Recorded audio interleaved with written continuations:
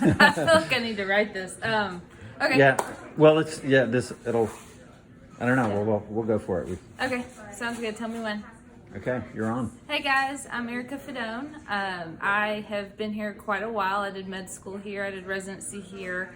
I also did fellowship here, and now I'm an interventional cardiology fellow here. The reason I stayed is this program has great clinical training, lots of hands-on training with the patients and the procedures. You get tons of autonomy as a fellow here. Certainly that goes on to your interventional fellowship. So that's definitely the main reason I've stayed. Another reason is the staff are just excellent. They're great teachers, they're great mentors.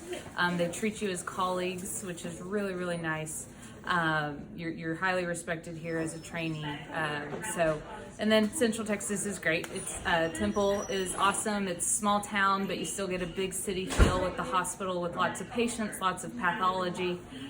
So tons of reasons to come here. I've loved it, which is why I've stayed 10 plus years now. So I hope y'all come join us here at Scott and White, and it's been a great experience for me. Great. Hey, will you just tell me on the procedural experience, like how many PCIs, how many interventions do you think you did as a general fellow? Yeah, so I know they don't count towards your interventional numbers, but just in terms of that experience. Yeah, so as far as interventions as a general fellow, I probably did just over 40 PCIs as a general fellow, both here and when you rotate at the VA. Certainly if you're interested in interventional and show an interest, they'll let you get in on some PCIs. You took and passed the echo boards, Yes. even though you're going to do Yes. interventional, which is great and Yes. prepares you for practice. Yes. And then tell me about, clinical experience. Do you know about how many TEEs you did and about how many caths you did during general fellowship? So as far as TEEs that I did, I think I did right around 200 TEEs. You do a lot here, which is really nice. You get very, very comfortable with TEE.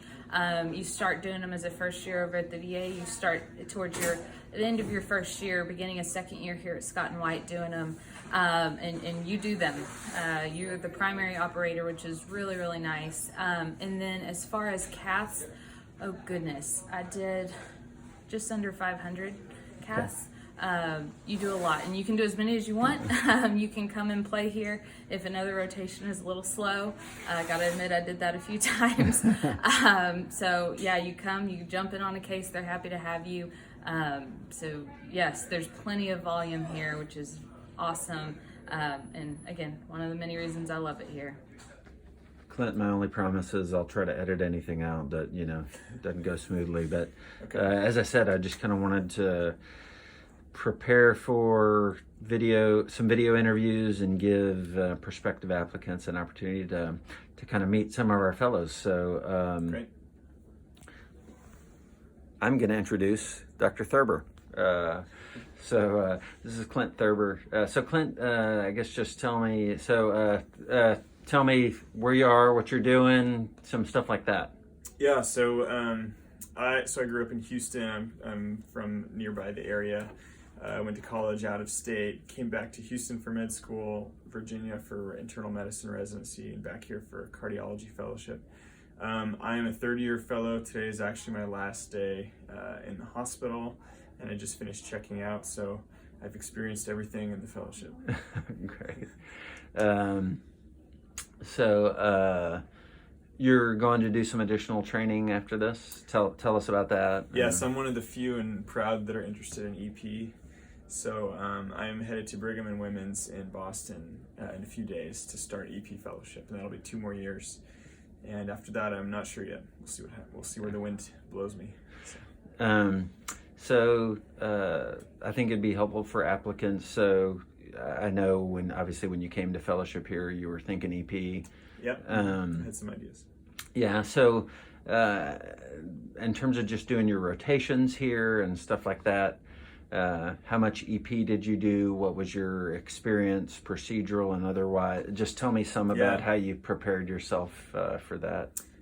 So I've told applicants in the past, and I truly believe this, I think this is where our program really shines, And I compare the way I tried to know this is by just having talked to other applicants on the interview trail, and we all went on quite a few interviews this last year. And almost without exception, our program seemed to have more independent and autonomous procedural exposure and experience for us than almost anyone else I spoke with from other places in the country. That includes EP, but also CATH. We also tend to do more TEs than the average program. So it really gives you a great opportunity to get good with your hands, whether you do plan on going on to something procedural or not. And specifically with EP, I've done probably 50 or 60 devices and scrubbed probably 30 ablations. And those are numbers that some first-year EP fellows hadn't even met yet when I met them on the trail. So I felt fortunate to have come to a place that enabled me to do all those things, and I feel like to some extent I'll hit the ground running in my next spot.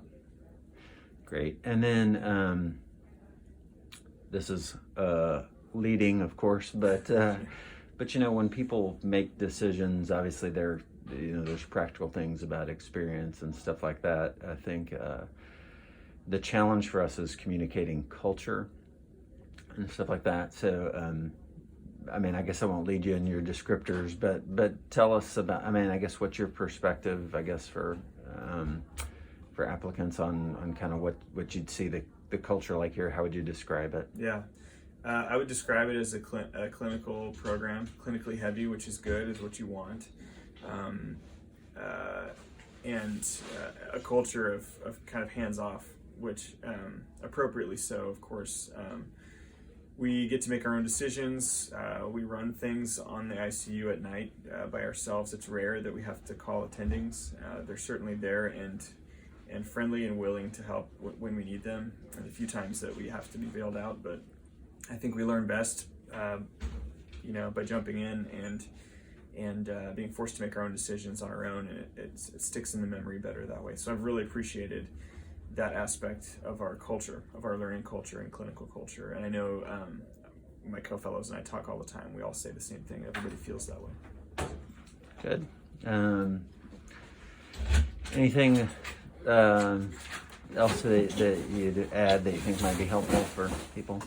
No, I think, like I said, So picking back up, we got interrupted by the guy entering the Iron Mountain, or emptying the Iron Mountain storage thing. But I was going to kind of ask you about anything else you wanted to tell applicants, and then just about living here in the area. Obviously, we're in a smaller city, but kind of your perspective on that before you go to Boston. Yeah. So I think it's a diverse program, which helps for the applicant coming here who maybe isn't quite sure what they want to do.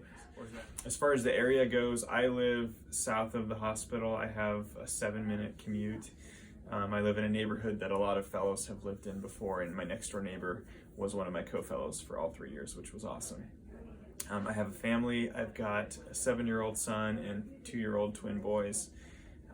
Several of us have kids in the fellowship, and I think the schedule is such that it really kind of clumps together our heavy clinical time, and so therefore the time when we're not on those rotations is pretty free and available to do fun things with the family. So just give me a little background and tell me what you're going to be doing, and then I'll ask you some questions. Cool.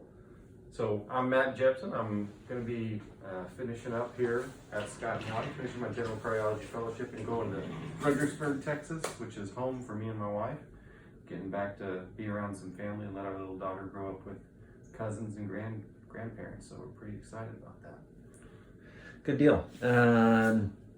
So going into private practice, tell me some about, you feel prepared, mostly prepared? Tell me about your fellowship experience. Tell me about some of the highlights, stuff like that. Very prepared. Got all the numbers I need to feel comfortable for echo, nukes, caths, pacemakers, vascular ultrasounds, which is a curriculum that you've been working on in the last year and a half. I've been talking with the guys that I'll be joining in Fredericksburg, and they said that it sounds like everything's just ready to get going, and they're excited. I think I've got a good foundation. Good. And then just tell me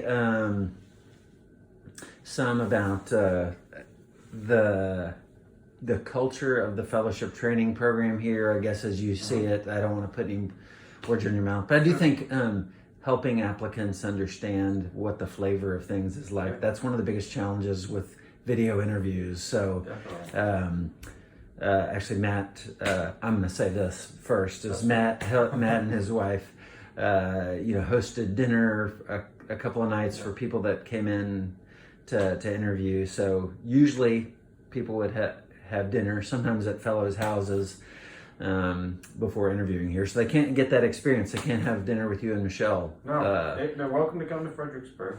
We can have a blast there and go have a lock-in. But so we've got that option. But the atmosphere. Tell about the culture, the atmosphere of the program. Yeah. And so since I was in residency, really, it's just been a culture of. The fellowship helps out. The fellowship is a big family. It's nothing like you feel intimidated to talk to other fellows for help or staff for help.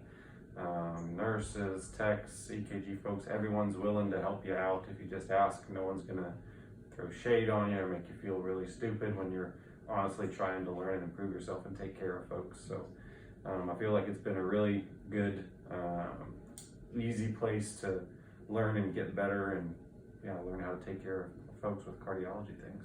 Okay. Good.